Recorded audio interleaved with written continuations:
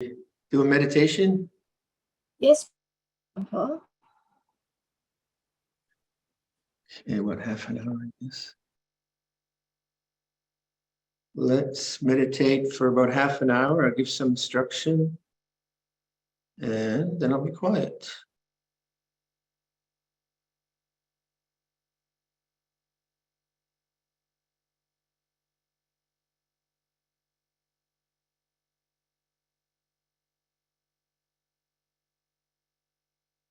So take a posture that you can sit comfortably in and stay relatively still for the half hour.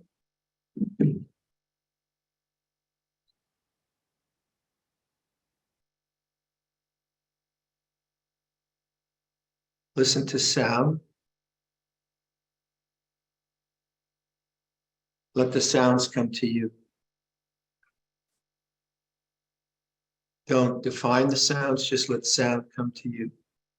So you establish receptive awareness.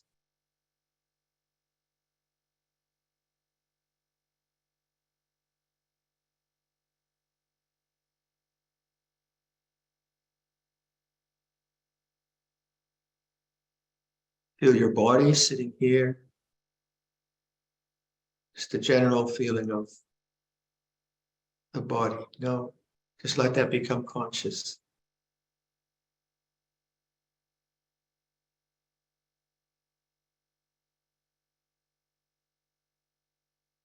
Listen to sound. Perceive sound as in awareness. Perceive awareness as space.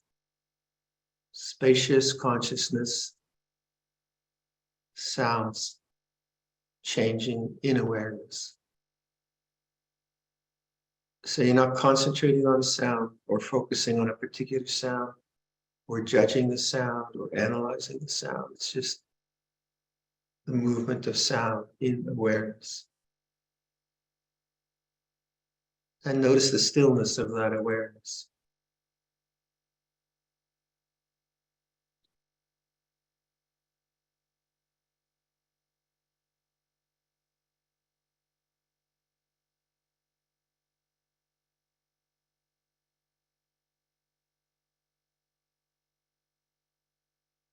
Feel your face. Feel the sensations in the face.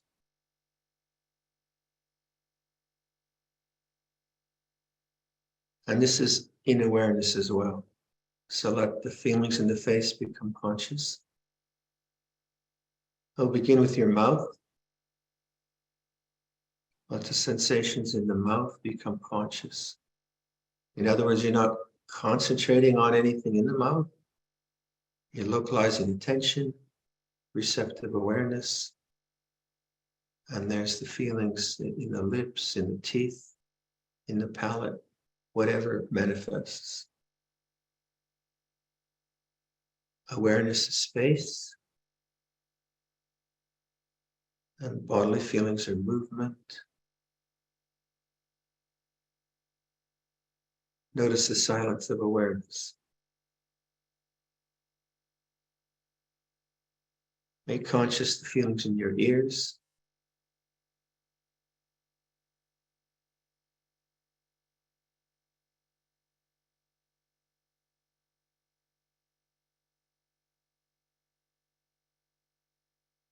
Feelings in the nose, the nostrils, the bridge of the nose. And once again, you're not concentrating on the nose. You're just allowing whatever feelings might be there to become conscious. So it's the same receptive awareness. And the feelings of the body are in awareness. Be that awareness.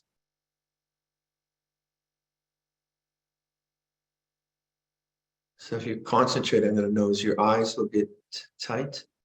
Your forehead will get tight. So bring attention to the eyes. Eyes are in awareness. Objects in awareness. You're not sitting behind your eyeballs looking out. The eyes are in awareness. Notice the silence. Be that awareness.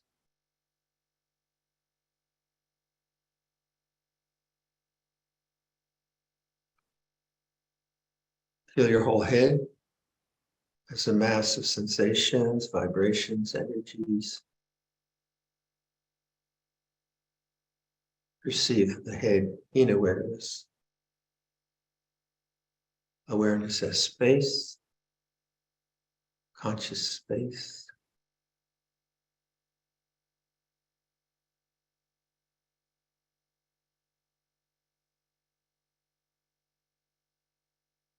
Make conscious the feelings in both shoulders, both arms, both hands, large area, as sensation, receptive awareness.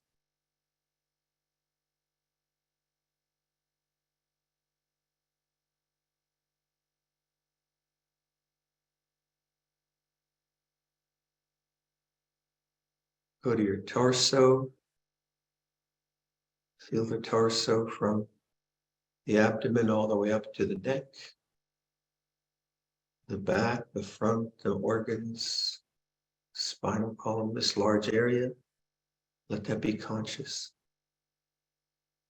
You're not looking for anything, so whatever manifests, just let it be.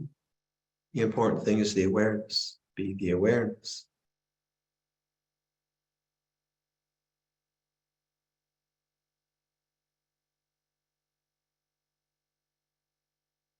Feel your hips, thighs, knees, down to the feet, both sides, objects in awareness.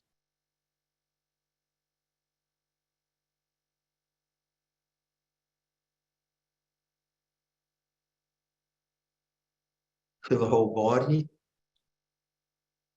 not as concept, not as idea, but as sensation, awareness, knowing bodily sensations in awareness. Perceive awareness as space. Now listen to sound. Changing sounds are in awareness. Objects in awareness. Bodily sensations changing also in awareness. So both are objects in awareness. Be that awareness. Allow awareness to be space, conscious space. Perceive it that way.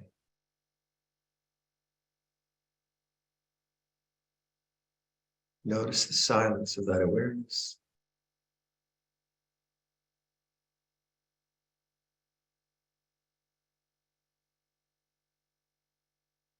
So be that silent awareness.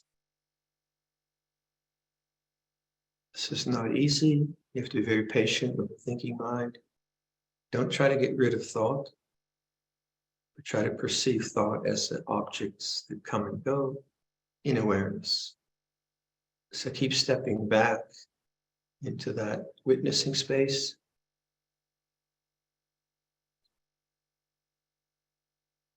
Remembering that thoughts are in awareness, body is in awareness, memories are in awareness, and so on.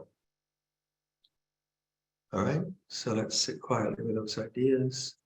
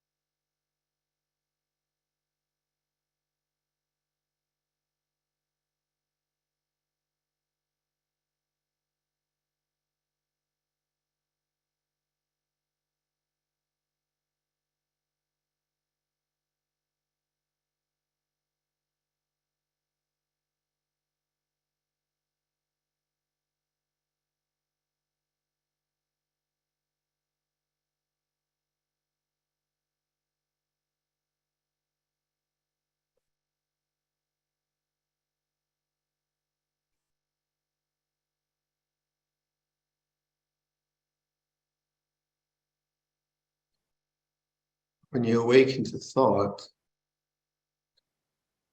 in that moment of noticing, do you try to get rid of thought? That doesn't work. When you notice thought, then see it as an object. Just reestablish the sense of witnessing awareness. It's like this. Sound, go back to sound. Feel the body. And then be very, very patient with the thinking mind. These are very, very simple steps of establishing the awake mind. It's very important because you can be just struggling with thought, but never awaken the mind. Just be in a kind of reaction to thought. And we're not trying to react to thought, but we're turning away from it to the awakened mind. So when you've noticed that you're thinking, actually thought has stopped. There's a moment there of like a gap. So when you notice you've been thinking, and notice the end of thought. Listen to sound. Perceive awareness of space, conscious space, and return to the silence of awareness.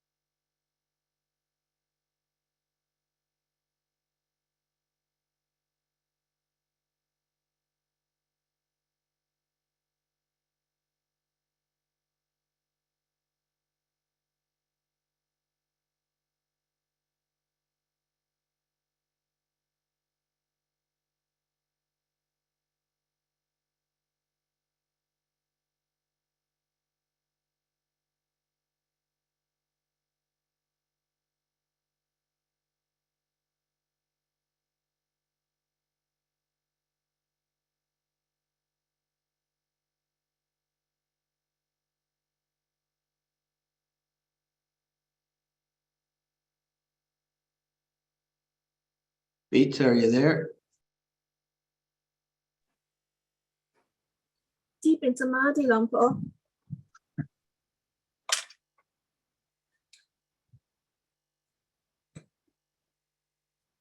Let's just let us all now put our palms together and join me in requesting the Dhamma talk. Brahma Chaloka Dibati Sahampati Tatanjali Anan Diwaran Ayachata Santida Sata Hara Jaka Jatika De Setu Dhamma Alukam Pinang Pajam.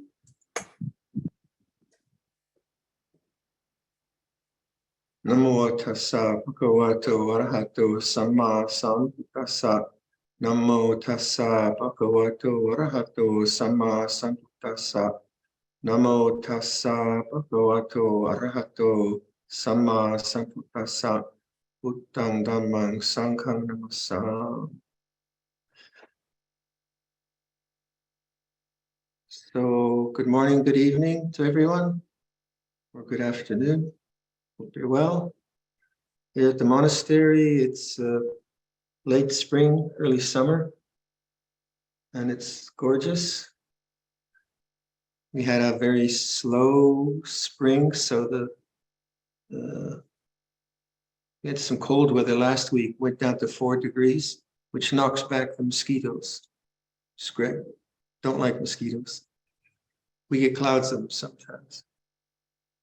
And then all the monks seem to be okay, working hard, working very, very hard. And I have a trip planned to Italy.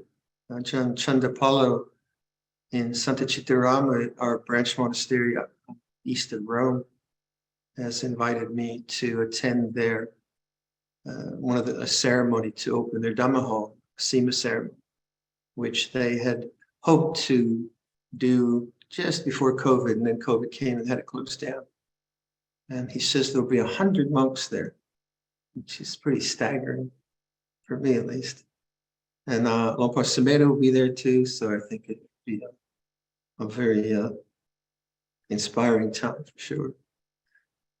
So I've been dipping into Wikipedia and looking at Italy and Rome and monasteries and galleries and all kinds of things. Wikipedia is just a series of rabbit holes, isn't it? You go from one link to another. Anyway, it's been fun. So that's, of course, got me thinking about my own culture. What culture have I lived in for these 50 years as a monk? And one could say I was sort of raised in Thai culture, but monastic culture has a kind of national flavor. Sri Lankan monasticism, Thai monasticism, but it's really more than any kind of national identity, because its core principle is spiritual friendship, kalyana metta. And so sometimes we say monks live by Dhamma Vinaya, Dhamma being the teaching of transcendence, realization of the way things are, and Vinaya being the way we live together as a community, as communities. And that's, again, as I often say, this is something that lay folk don't necessarily have immediate access to. You could read the books, visit a monastery, but a lot of the ideas about lay life come from some of the ideas that the Buddha laid out for the bhikkhus. And the real central idea is this idea of spiritual friendship, kalyana metta. And I have such really profound friends and such a large circle of associates in my monastic life, and then all the connections from the monasteries to lay people, that it's been staggeringly rewarding for me. It really has. So thinking about kalyana metta, I mean, sort of many things that come to mind, but one of the things that is important to remember about Buddhism, that it's a reflective teaching, rather than a belief teaching. Not that you can't believe, but reflection is so important because reflection isn't the attachment to an ideal. So if we think about the Brahma Viharas, the 4 abodes of the heart, which the Buddha said are good to develop, good to contemplate, and good to encourage, of loving kindness or goodwill, compassion, joy, peace, that these as attachment to ideals can really make you feel quite inadequate. But as reflections as kind of mirrors to my own behavior, they're brilliant, they're absolutely brilliant.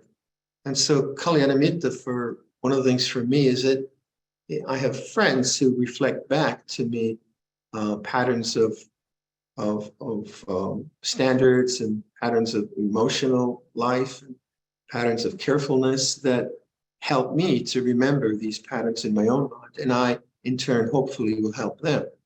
So if let's say if I'm very judgmental about something or a bit harsh about something, and that's my perception, it should be this way, or that person shouldn't be that way. And then another monk has a different perception. He has a perception, well, the person's tired or something going on in their life. What I can see then is my perceptions aren't absolute. I don't even have to say that my perceptions are wrong. I can just say, oh yeah, oh well, because he's my spiritual friend, well, he sees it different than me. And that's tremendously helpful because it brings us to the kind of core of Ajahn Chah's teaching was that perceptions are uncertain. And my definitions of the world and who I am, who you are, who other people are, these are uncertain. And that uncertainty it's not like just being in doubt all the time. It's not being arrogant. It's having a sense of humility around, oh. And then from that humility, you can say, well, where's that perception coming from? Where's that arising from? And then maybe I see that perception is arising from fear, from aversion. And then I really am practicing the culture of Kalyanamitta, because now I'm being a spiritual friend to myself. I'm really looking at my heart and why do I perceive the world in that way? What's going on? And not in just a self-judgment way.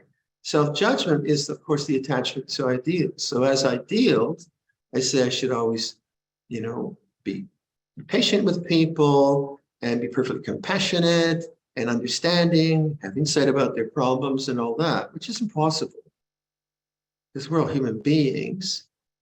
But if I don't have a reflection of other human beings, then I could really believe my own perceptions and get quite lost in them. That's why being a hermit is very difficult. Not that I suggest that anyone here do hermit practice, but it's actually very, very difficult to be alone for long periods of time, not just for 1 month retreat or something like that, and not get lost in your own perceptions and definitions of the world.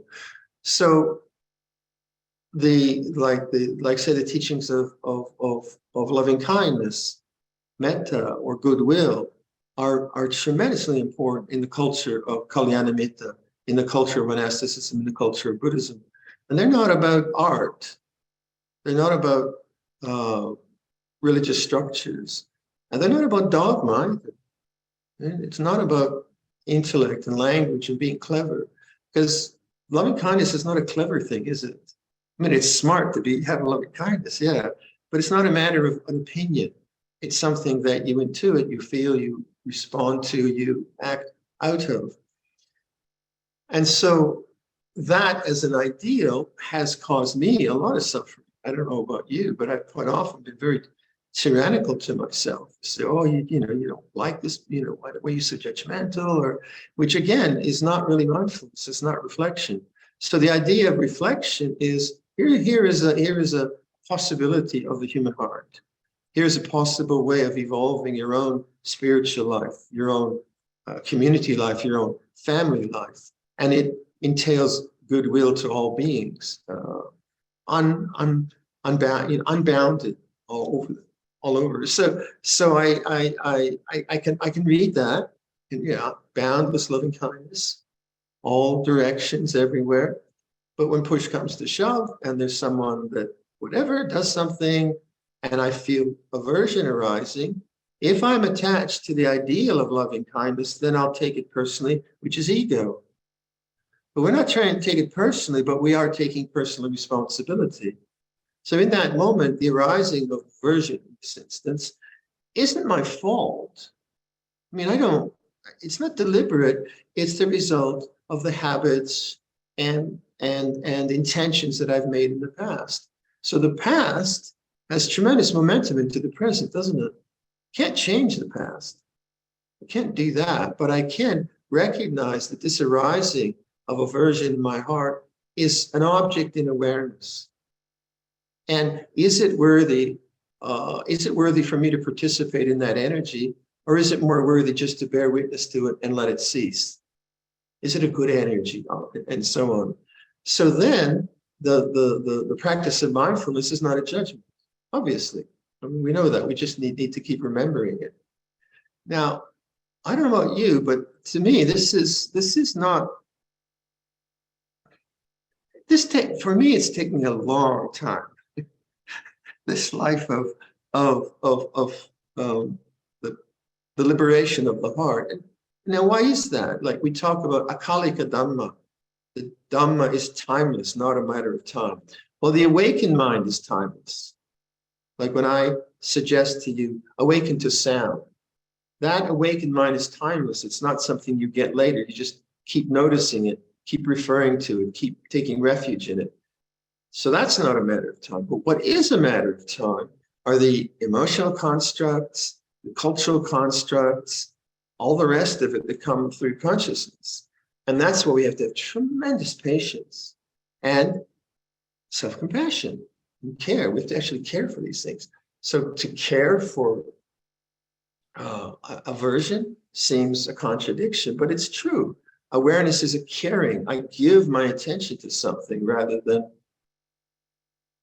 bearing attention with some kind of aversion to it. So the more we can reflect on the feelings of non-aversion, the feelings of goodwill, they become a beautiful mirror in which the other things can come forward. It's okay. I have no choice. I have no choice. But as they come forward, I no longer take them as a principle of developing my spiritual life, obviously. But I also don't try to get rid of them. And so this is the idea of things ceasing. They cease in consciousness when they're allowed to be conscious and when they're witnessed as objects rather than being the subject, rather than taking them personally. And yet there is still personal responsibility, because if there is a misunderstanding about the arising of, say, in this case, aversion, and I make a judgment, I shouldn't be that way, that very shouldn't be that way is aversion. It creates more aversion, more suffering, more suppression, or whatever. So there is a choice to be made, but the choice is based on cause and effect. What's going to be the best result from the arising of this feeling, this perception in the mind? What's the best way to deal with this? First and foremost, it's to recognize it. This is an object. It feels this way. And the object's creating perceptions of what? Me and you, I don't like you, or whatever. And as I witness to it, I can touch the silence of awareness even within negative emotions. But if I just try to have positive emotions and then fight all the time, that's not really awareness. That's idealism. That's the kind of, like the language of Longpa Samedi used, inner tyranny, and so on.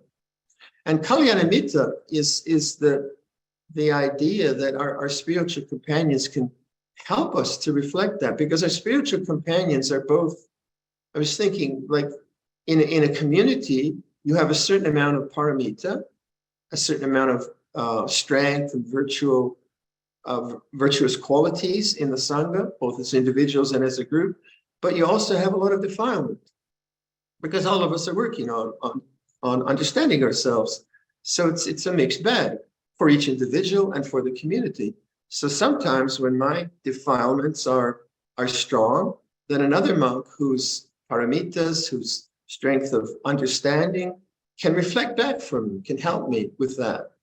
Or vice versa, when I'm stronger and he's caught up in something, I can reflect back for him. But the thing is the humility to listen, isn't it? So when we take positions, even about our own views and opinions, that position taking in many ways prevents us from actually contacting our Kalyana Mitta. I've seen that so often. I'll have a perception about science or politics or people, and I'll think it's right. Of course I think it's right. I'm never wrong. It's natural. But then another monk has a different perception. What? And my immediate kind of temptation is to say, how can you think like that? But then, no, wait a minute. No, this is just perception. This is just the way the world gets invented. Now, that doesn't mean that I can't have opinions. I can't make judgments. I have to make judgments because it's a real world. But I can try to monitor where they're coming from. And so the liberation of the heart away from greed, hatred, delusion, towards the Brahma Viharas, towards love, towards compassion, towards joy, towards peace. This is a kind of happening at the level of encouraging the kindness and discouraging the unkindness. And so it takes a long time for most of my co-religionists. It takes a heck of a long time. And yet the understanding is there.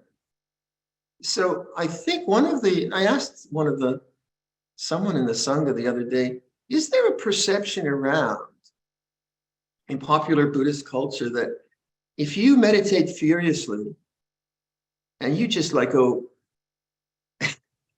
like really bang away at it and just meditate, that you'll have some kind of mushrooming experience where you'll be enlightened? Do people have that? And he said, yes. Well, I don't know if any of you have that. I used to have that.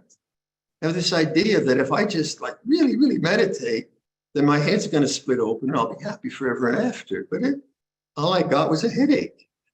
And so that kind of meditation is simply another ego trip, isn't it? I'm determined and I will become someone who is enlightened, who isn't this other. But the humility of awakeness is it accepts all things, rejects none, and yet does not identify with them. It doesn't reject things.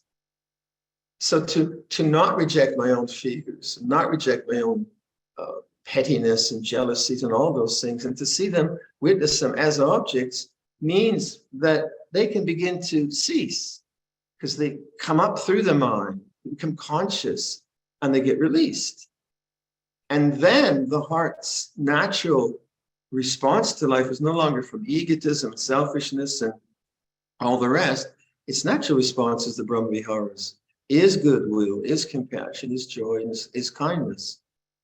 But the journey quite often requires quite a lot of courage and bravery to face strong fears or petty jealousies or raging angers. All kinds of things can come up. And that's where the test of the practice is not when you're really, everything's going nice and you just did a nice metta meditation and the birds are at your bird feeder and it's all going well, No, it's when your buttons get pressed, isn't it? And when buttons get pressed, what happens is this kind of momentum of anusaya, we call it, these latent tendencies come into consciousness. Now, if you can be mindful of it, it's a good thing. So I'm not saying that just suffering is a great thing per se. It's only if you can be mindful of it. And so just talking to people, say people who have trauma from the past, how difficult it is to deal with that. I just kind of talking with, as a senior monk, I talk a lot with people about these things, and trauma, the anusaya, the resultant karma, the the momentum of negativity is so very, very powerful, so powerful, that it takes a lot of encouragement and patience and loving kindness with this person to endure, because they have to endure it as it comes up into consciousness. There's no magic formula for that. And then there's just the garden variety of habits that we have as kids, or as in our cultural habits and our biases. So if we use the mirrors of the Brahma Viharas, that goodwill is important, and goodwill is our Kalyana Mitta. If we use the mirror of compassion, compassion is important, and it is a mirror to my own cruelties. And joy. And joy is very important. Otherwise, this whole Buddhist thing is it's like Ajahn Sumedho would say, what do you say? It's brain surgery without anesthesia. No thanks. And that's when you're kind of just in there and you're analyzing and you're understanding and you're fighting with your defilements and you're really, sucking into it, and you're meditating and you're reading, and oh my gosh. So there is joy. There is beauty in the world. And I think it's very, very important to actually have the sensibility to open up the mind. And if the mind is always in thought, if the mind is always in worry, if the mind is always in self-analysis and self-criticism and self-doubt, then it can't notice the color of a oak tree, or the color of I saw a scarlet tanager on my bird feeder. For those of you who are in North America, for us, it's a really rare bird. Fabulous thing. Anyway, beautiful. It really is beautiful. Now, you could say, oh, Viradhammo, you're just indulging again in beauty. Get back to your cushion and close the windows, make it all dark, and just drink salt water for 5 days or something like that. But that's not life, right? That'd be horrible. That'd be horrible. So there is beauty, and there's beauty in others, isn't there? Like when we're not self-concerned all the time, because I fear that sometimes Buddhist practice can be just self-concern all the time. My practice, my this and my that. And yet, if you just stop and you look and you see, well, there's a person that's really beautiful, or really happy, or really skillful, or whatever, you're not in the kind of ego state. You're not in the self-consumed state. And that's important. That's very, very important. That uplift of joy. Peace is upekkha. We say it's equanimity. And then you get very self-judgmental about that. And the equanimity, well, that means that I just don't react, right? Okay, do it. Don't react. For the next 48 hours, don't react to anything. Good luck. Again, I don't think it works that way. But to notice that reactions arise and cease in the silence of awareness is another way to look at peace. So you can peacefully coexist with negativity. You have to have a lot of patience. You have to have a lot of understanding that feeling negative is all right. It's not a problem. It's not who you are. It's simply an object in awareness. And that's where the teachings of Anicca Dukkha Anatta are very important. This is an object. It's not you. It's not who you are. It arises. It endures for a while. It ceases. And this, I think, for me, was Lompo Cha's constant emphasis on uncertainty. And he was so rigorous in that emphasis. It's uncertain. It's uncertain. Now, if you take it wrongly, you can just get caught in doubt. But that's not what it's doing. It's bringing a perception to mind as opposed to an analysis. A doubtful analysis is thought, but that's not what we mean, or what Lompo Cha, I think, meant by anicca sanya. Anicca sanya is the perception of uncertainty. This is not sure. So I have a judgment or a perception about someone. Lompo Cha would say it's uncertain. These people would go to him and say, I've had this fabulous experience. I think I'm a stream enter. Lompo Cha would say, it's uncertain. Or he'd say, are you? And he'd bring him back into doubt. Now, uncertainty sounds like a bit of a bummer, bit of a drag, but what uncertainty does, it actually brings you to silence if you know how to use that perception. I don't know. It's not a judgment, it's not a thought. So it takes you away from the rabid thinking that we all get caught up into. And the silence of awareness, what makes that difficult? It's our obsession with thought. And then we meditate and then we try to get rid of thought. It doesn't work. It doesn't work. But seeing thought, seeing the end of a thought, seeing the gap after thought, awakening to like, oh, this is fear, or this is judgment. That awakened mind then is not denying thought, but it's knowing thought as an object. As you get good at that, then the space and silence, which is around thoughts, becomes more apparent. And then what we mean by upekkha, or the peace of awareness, or the silence of awareness, becomes more and more apparent. This takes tremendous courage, actually. It takes courage. If there's material from your childhood, or from, you know, you got fired at work, or there was some, like you weren't able to be at your mother's deathbed, or all kinds of things can affect our memory patterns, our memory traces very, very strongly. And so the ability then to say, okay, it's like this, clears these things away. For someone who has had trauma or deep trauma, the clearing is not easy. It takes a long, long time. But what else is there to do? The refuge is in the awakened mind. The experience that the awakened mind has is individual, depends on so many other things. But what is there to do? So in modern culture, we have very good ways of like dealing with trauma and not the drug things. I think the I don't know about drugs, but the skill of practitioners who understand trauma, but they're doing the same thing.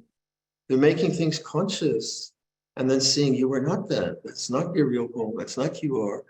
And so I always recommend that when life is just ordinary and it's not extreme or stressed or pressurized, try to create times like that, but also just come to that simple witnessing. I use sound a lot. Just listen and notice the witnessing consciousness, rather than like always making meditation a job, where I have to do this and I have to do that and I have to do this practice and that, which is okay, that's fine. But just to get to that sense of witnessing awareness, awakened consciousness, getting confident with that in an easy way, and carrying that around in the ordinariness of life, walking from A to B. Oftentimes life is too complicated. You have complicated things you have to deal with, and the mind has to deal with the objects of life. But oftentimes it's not. And the more one intuits this awakened mind, the more one touches it, the more one senses that, yeah, that is a refuge. That's always there. The more one will incline to that. And the less threatening these other things are.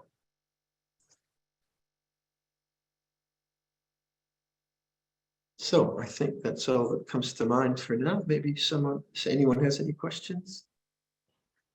Dhamayang Dhammakataya Sadhu Karam Dhamma Se Sadhu Sadhu Sadhu Anumodami.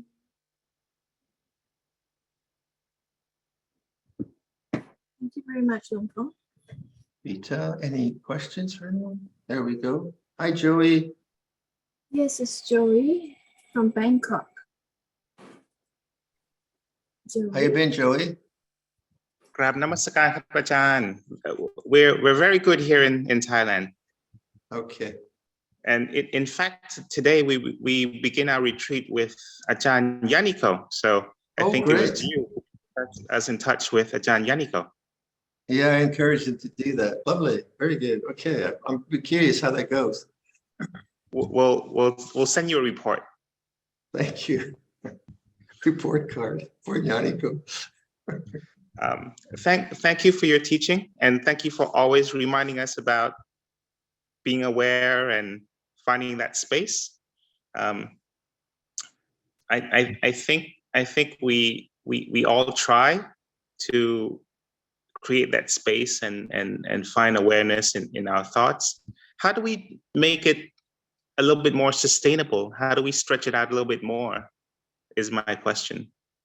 That's the $64,000 question, isn't it? How do you do it? That's why guys like me just say the same thing all the time. It's a sort of, that's one way, just to get reminded again and again and again. But the insight, I think, of what the awakened mind is important. So the insight of non-becoming and non-resistance, you know, the way I like to talk, which is around bhava and vibhava tanha. I think that's very important, that you get a feeling of the difference between the awakened mind and trying to become someone who has an awakened mind. And once you get that difference, then you begin to see the becoming and the resistance to life. And as you see becoming and resistance, the stability of the awakened mind becomes more profound. So I'd say that insight, first of all, is terribly important. It's not in time. It's always like, oh, it's like this now. And reinforcing that. And then noticing where in one's inner life is there a lot of I thinking, me and my thinking, and trying to fathom the emotional basis of that. It might be just a mind that loves analysis all the time, loves doubting. It might be a mind which is into worry. It might be a mind that just likes to go shopping on the internet or whatever. It obsesses in some kind of a way. So, like, rather than think, oh, there I go, I'm thinking about, you know, buying another Buddha. I'm not actually, I just saw Buddha there. But anyway, I'm just thinking about this again. Oh, I shouldn't be doing that. That's not mindfulness, right? That's not awakening. So you could say, well, there's a pattern. What is that pattern? There's a pattern of thinking. Oh, that pattern is coming from greed. It's not so easy. You know, it's easy for me to put the words. You say, oh, that's doubting. So then you can warn yourself. It's okay, what the mind's doing now, it's into self-disparagement, or it's into criticism of others, or it's into judgment, or it's into fantasy. Well, that's where it's going. So you get a sense of the momentum now of the defilement, the momentum of the habit, as it were. And you say to yourself, oh, okay, that's going to come up a lot now. I'm going to try to just witness it. So I'm kind of forewarned. And it comes up again. Oh, there it is. Yeah, worry, where it feels this way. It comes again, where it feels this way. So that's very helpful. Getting to the roots of the obsessive mind or thinking mind, which is unskillful, the unskillful parts of the thinking mind, understanding the kind of momentums or the deeper reasons for that. It might be just like boredom, like people are just bored with life, so they go out into an object. And you say, okay, what if I don't go out into that object? What if I don't open up the emails, or what if I don't do whatever? What's that going to feel like? So understanding your own karma that way, that's to me very important. I always say a long morning meditation is if possible, very important, very helpful. And I mean long, like an hour would be good. I know a lot of people are just too busy to do that, but there's lots of people who can fit that in. The thing about a long meditation, if you're not falling asleep in the morning, is that it sets up a momentum of the awake mind for the day, obviously. And you know that you have a good meditation.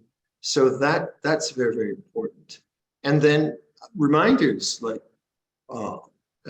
teachings, books, Buddha Rupas, retreats, those reminders are very, very helpful.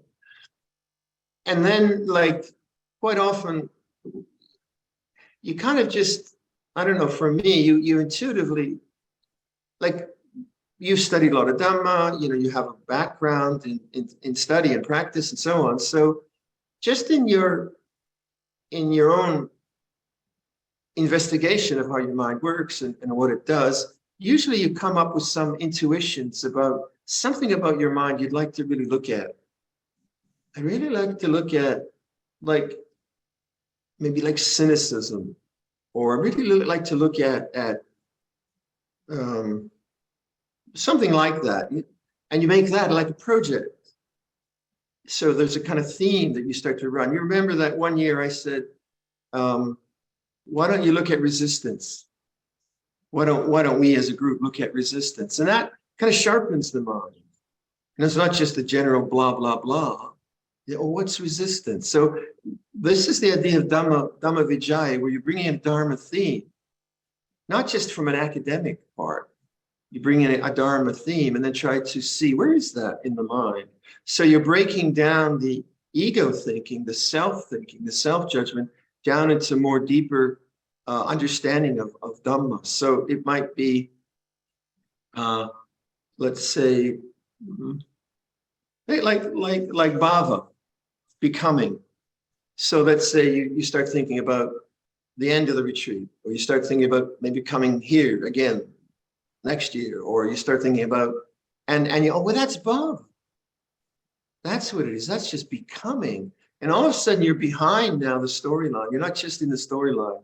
If you're in the storyline, then you tend to say, oh, shut up. Just be in the moment, be present, just be awake.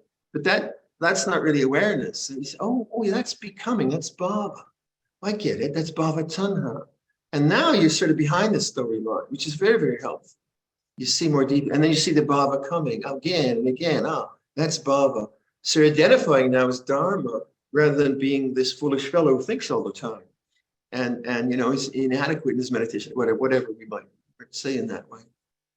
So yeah, you know, it's a kind of creative thing too, but not, I would say it's not overly analytical. If it's analytical, usually people just think too much.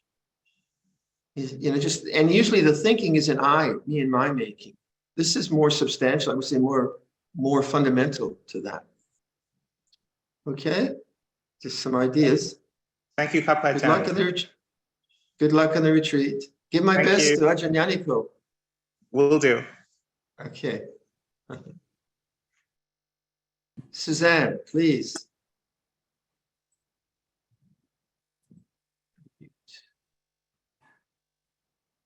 There we go. Okay. Ajahn, thank you. Do you think that, you know, when I hear Dharma talks and practice individually and then go to monasteries, sometimes I think that there's a double standard between monastics and lay people. And that may sound judgmental, and I don't mean I don't mean to be judgmental, but you know, the fact that monastics live or try to live these teachings and have the Vinaya, they get a better crack at this stuff, you know. What were you doing when you were 22? I was not in a geographical area, Ajahn. Neither was I. Where Buddhist, but you were, as a young man, it's easier for a young man to be touring the world. But not all men toured the world and went to monasteries. Okay.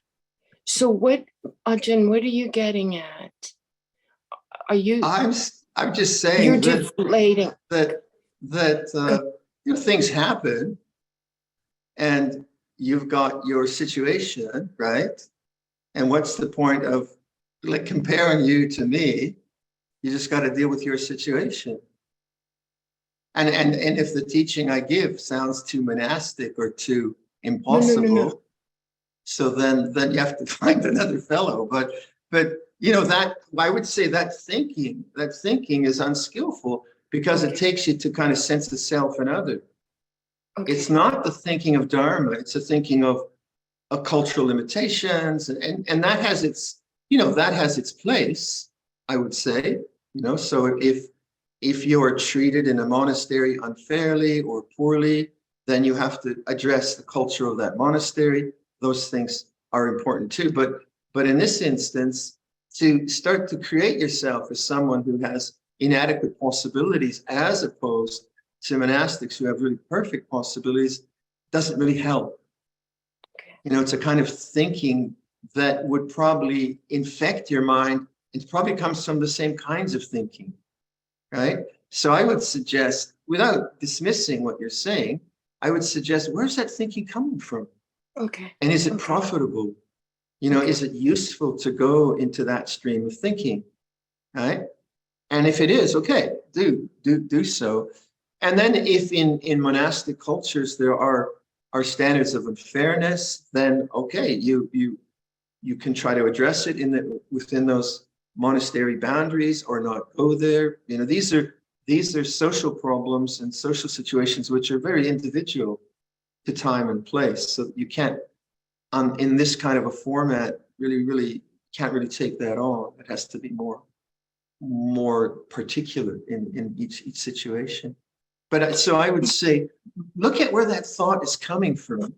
Okay. And does it lead to well-being? Does it lead to peace? Does it lead to liberation? Or does it create a sense of self and whatever? That makes sense? Well, you're reframing this or putting it in a larger context.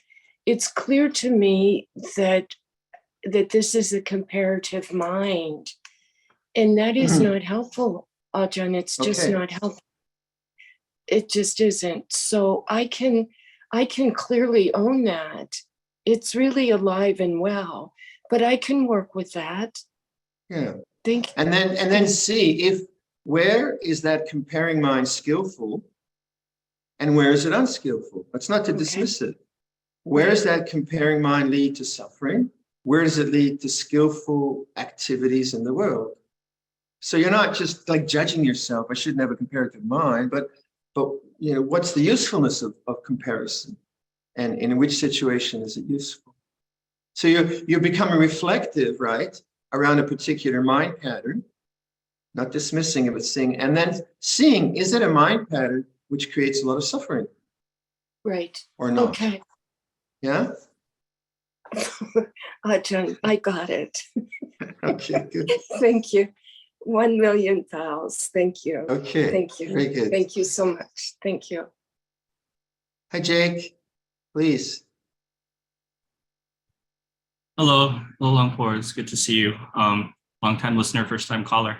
I appreciate the Dhamma talk earlier and the discussion so far. There was discussion earlier about awareness, and I've been struggling with that, as I'm sure a lot of people do.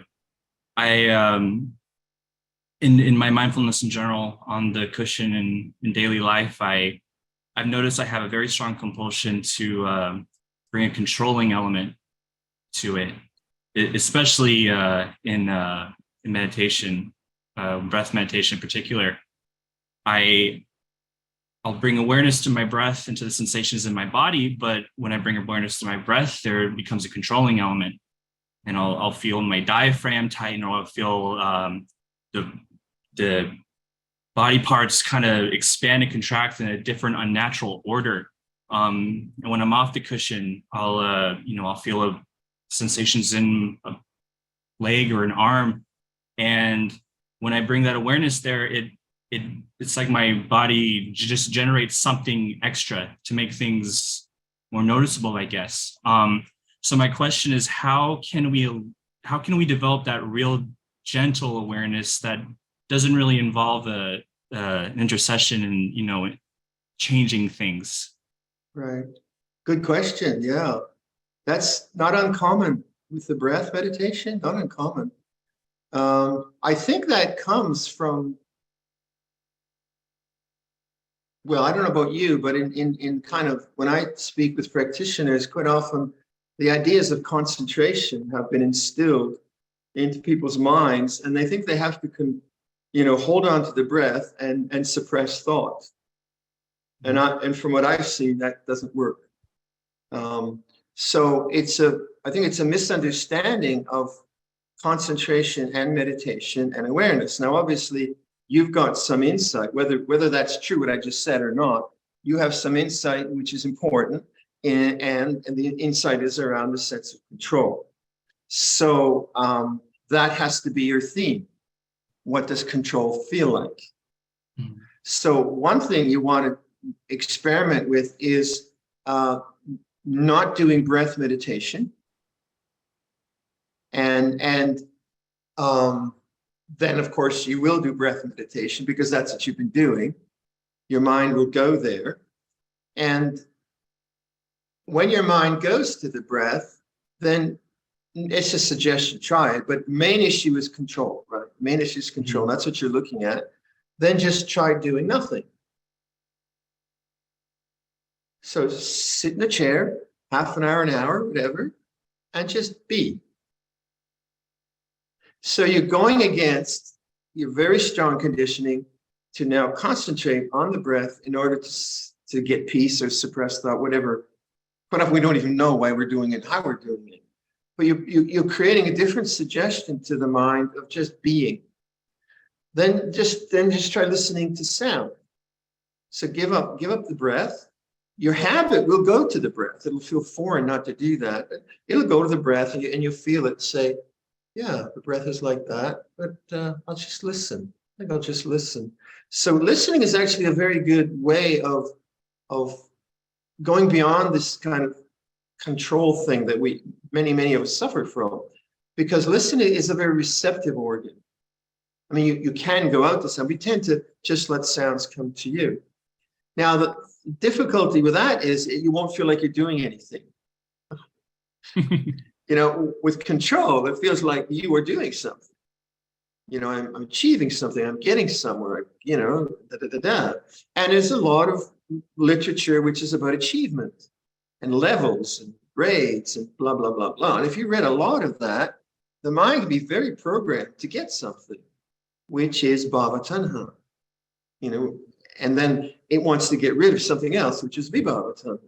So that's the danger of all those teachings of this level, that level, this attainment, that attainment. We can get quite messed up with that. Intellectually, it sounds very alluring. Wow, I'd love some of that stuff. And obviously that's the stuff I should be getting. But then we sit down with this agenda of becoming.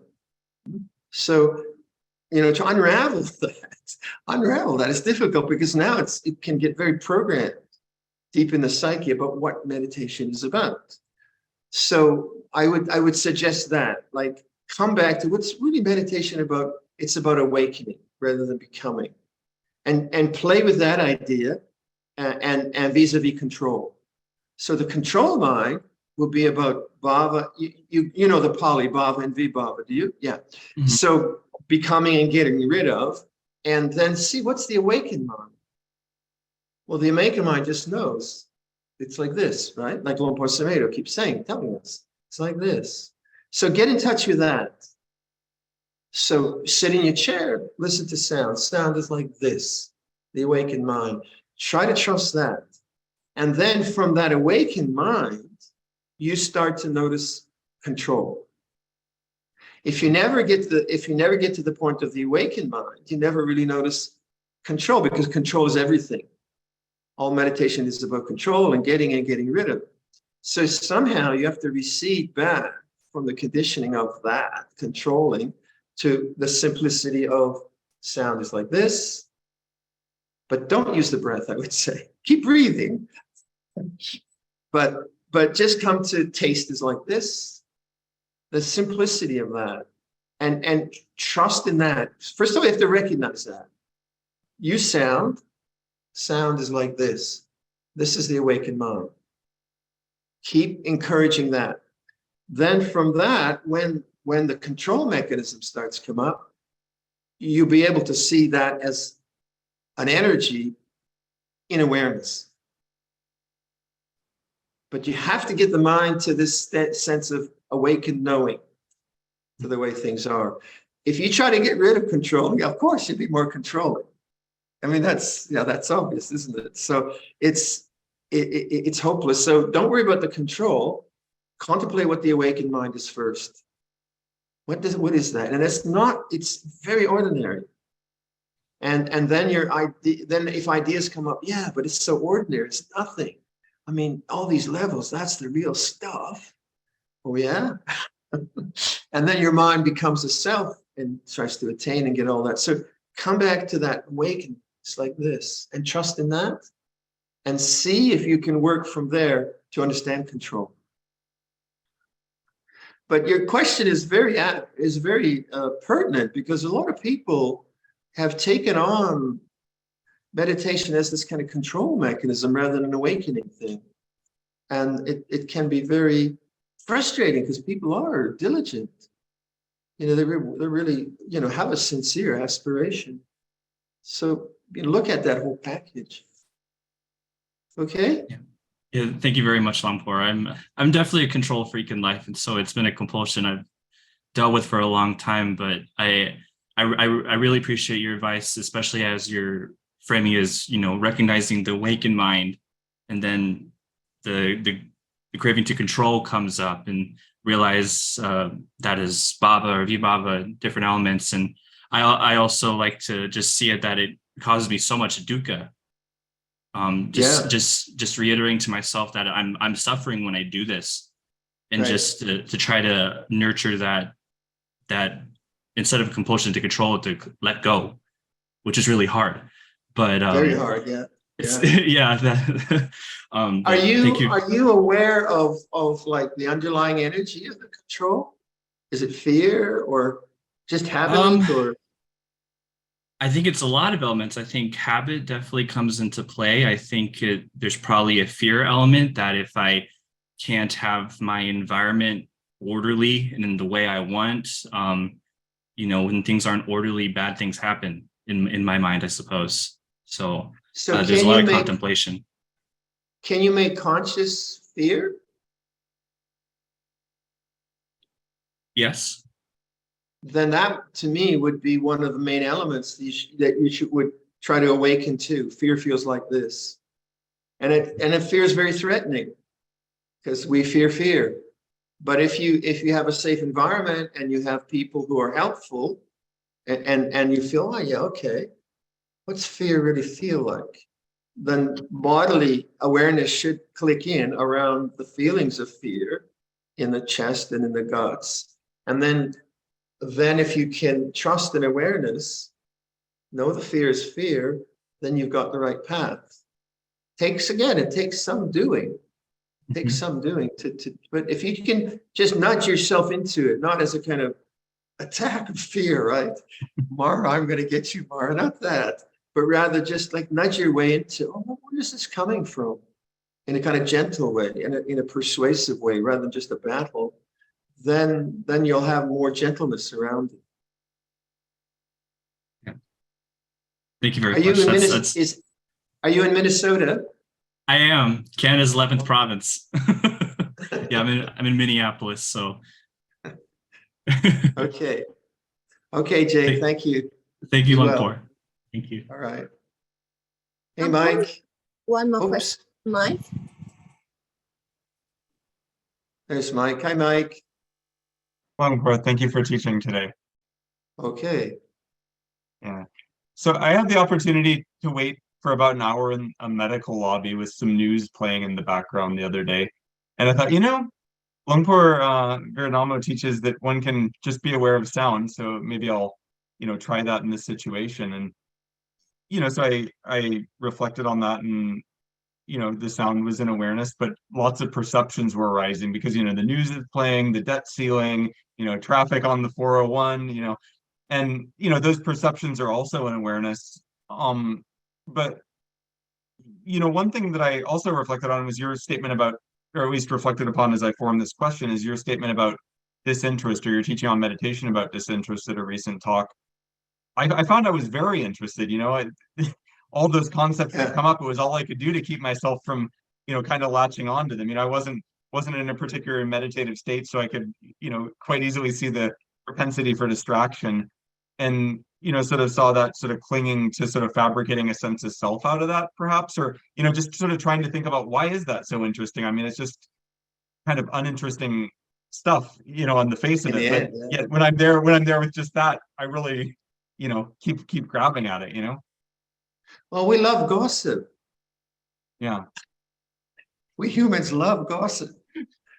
And somehow we love violence. I mean, which is weird. and you know, like we like extremes. We get drawn to extremes. And why do people watch horror movies? Right? It's you know, it's quite interesting that way. So there's something about the sense mind, like it likes to be stimulated in these bizarre ways. which make no rational sense when you think about it. So what to do? I mean, that's why we do practice sense restraint. So you go to the nurse and say, would you turn that off, please? I mean, that's quite valid. That's okay to do. But then if what I usually, I mean, I don't do it much, but earlier I would do mantras under my breath. If something was really grabbing my attention, then I would just do a mantra or chant dependent origination or something under my breath, and that would keep me preoccupied in a wholesome way. But if I just wanted to watch like how the mind was reacting, I could do that too. So it depended how interested I was. But the basic thing I was talking about in that talk was this disinterest in the khandhas, in sense experience, is the turn towards nibbana, isn't it? And that's what we mean by nibbida, kind of world weariness. And that basic turning away doesn't mean that sometimes you're not fascinated by things, but your fascination is limited by, yeah, okay, I've been there, I've done that. So don't be too harsh on, we needn't be harsh on ourselves as long as we realize that peace does not lie in changing conditions. Peace lies only in the awakened heart. And then, yeah, we get it, we get attracted or distracted by things, but you have a deeper meaning in life. It's not out there. It's not out there. It's back here in the heart. If you have that deeper meaning, then those other things will work their way out. But if one really believes, but doesn't see that the world is this addictive kind of sense-changing experience, and one's always out there, then of course samsara is endless. This goes on and on and on. And you have enough practice and integrity that, it's not a big thing. It's just the way the mind works. It just likes to get distracted. Lungpor, do you think there's a benefit to quantifying those things when they come up? Like when you notice it I mean, I tend to be very granular, and I think one thing I've appreciated about your teaching is that movement away from over-analysis. But I think also finding that delicate balance of, well, is this clinging? And if so, what type of clinging? What am I clinging to here? What's the craving here? I mean, is that worth reflecting on? I don't find that helpful anymore. I might have at some point, but now I find helpful abiding in the heart chakra rather than being in the head. So for me, it's very simple. Kind of like the receptive awareness always triggers the heart chakra. And then if I'm going into thought, it's very much in the brain. So, I mean, I do use the brain every now and then. It's a good organ to exercise every now and then. But like having an abiding which isn't in thought, to me is very, very helpful. An abiding of self-compassion, and I just do that through a body awareness which is aware of the heart chakra. It just seems to me that when there is a true letting go of self-thinking or thinking in general, the attention seems to rest in the heart. So that's what I try to kind of cultivate. Like if I'm going to the wood shop to get a piece of wood or something like that, I try to be there, that kind of thing. So do you have a refuge, a somatic refuge, I'd say, a place to go to in different situations, or is the refuge always in thought, in analysis, in judgment? Is it always that? If it is, I would suggest, is that a good thing? That the default mechanism is always thought? Is there not maybe another possibility? Because the default mechanisms are the habits that we have. So you might just look at that. Yeah, thank you. I think the default mechanism is thought in daily life, perhaps not on the cushion though. So I mean, perhaps in daily life, I don't necessarily go to say the breath or Buddha or Yeah. one of those meditation objects, as often as I'll go to, this is interesting what's coming up, how can I fit this into some sort of category? But like, is the default mechanism in thought, is it a rational default mechanism, or is it a kind of emotional mechanism that is just habitual? So certainly when there's a problem, I have to go to thought and solve the problem. But is it always that way? Or is it sometimes just that's what the mind always does?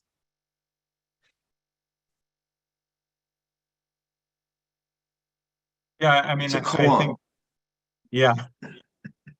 Well, then I'll think about it. There you go. Okay, Mike, be well. Are we done, Bita? It looks like it, Lampo. No more hands and no more questions in the chat. Okay. Nice to be with everyone. Shall we finish with the Metta Sutta? Yes, please, Lampo. I'll put it up. Can you post it up for us? This is what should be done by one who is skilled in goodness and who knows the path of peace.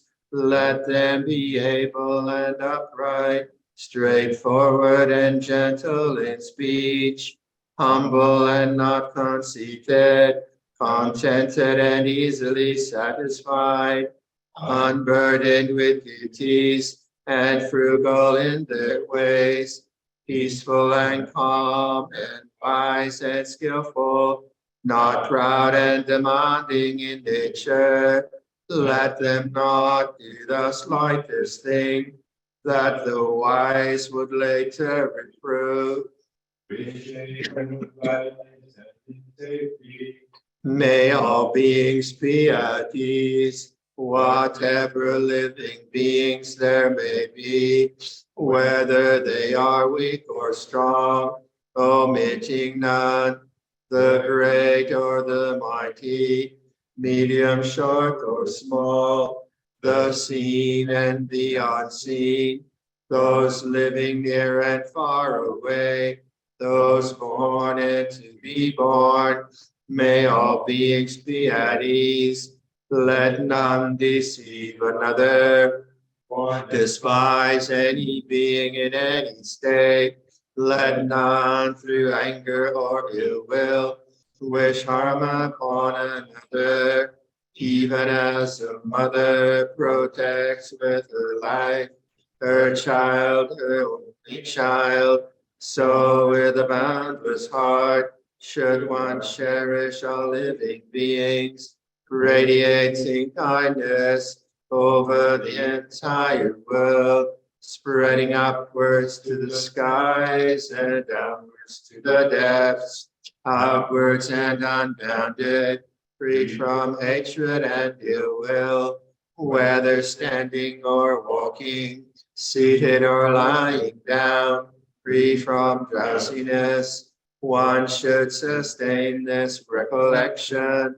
This is said to be the sublime abiding, by not holding to fixed views, the pure-hearted one, having clarity of vision, being freed from all sense desires, is not born again into this world. Okay. Thank you, Lampo. Let us all now together as a Sangha community globally pay respects to Lampo by chanting Arahant. Arahant Sama Sambuddho Bhagava Buddhang Bhagavantang Abhivademi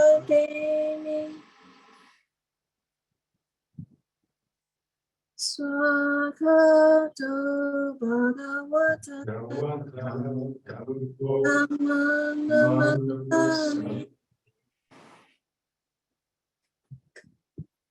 Subhadivado Bhagavata